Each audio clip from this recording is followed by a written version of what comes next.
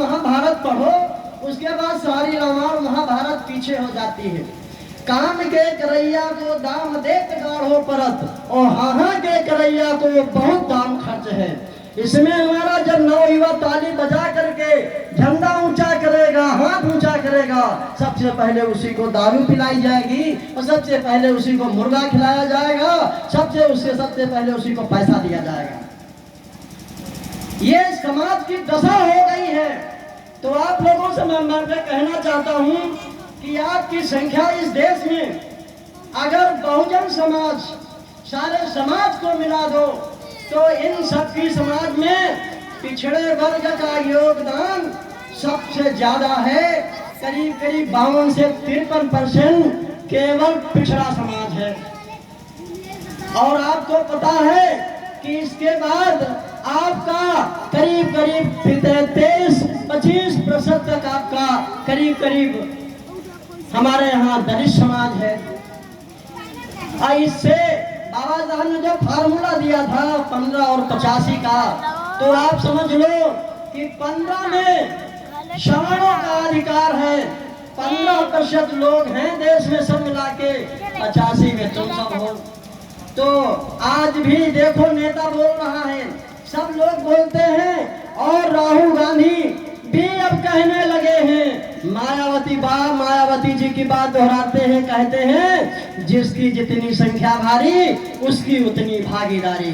तो इस पर सब लोग काम करोगे ना? हमारी संख्या ज्यादा है, हमारी वोट ज्यादा है, तो हमारे नेता सबसे ज्यादा होने चाहिए कि नहीं होने चाहिए? चाहे प्रधानी हो, चाहे बीडीसी हो, चाहे जिला पंचायत हो, इन सब में अगर मेरी भागीदारी सबसे अधिक है तो आपको मैं तुलनात्मक अध्ययन बताता हूं। आज की तारीख में हमारे नेता के मुंह में दही लग गया है, मुंह सिल गया है।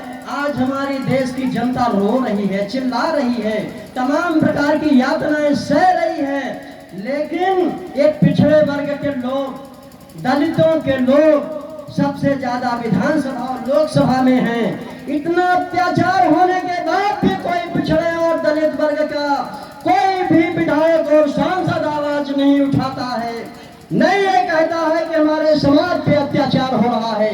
कोई कहता है, अगर वो नहीं कहता है तो दोबारा फिर तुम्हारे दरवाजे पे दस्तखत देने आएगा, उसे सवाल करना कि तुमको मैंने भेजा था और इतनी समस्याएं से हम गुजरे हैं, आपका एक भी कहीं वक्तव्य क्यों नहीं हुआ?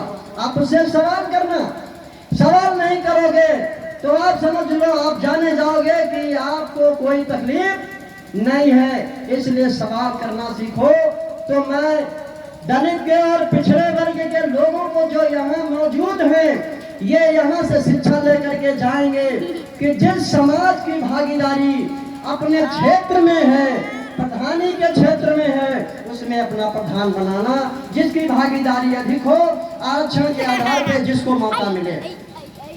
इसी प्रकार से आपको बीडीसी बनाना है, इसी प्रकार से आपको जिला पंचायत सदस्य बनाने हैं, और यही क्रम आपका लागू रहना चाहिए कि आपकी अधिक संख्या है तो आपके विधायक और आपके सांसद भी बनने चाहिए। इन्हीं शब्दों के साथ मैं आप लोगों को आह्वान करता हूं कि हाथ उठा करके एक बार जोर से वादा करो कि हम इस काम को पूरा करेंगे। आप पूरा करोगे? बोलो, हम कहेंगे। आवाज दो, आप कहोगे हम एक हैं। आवाज दो, आवाज दो, आवाज दो।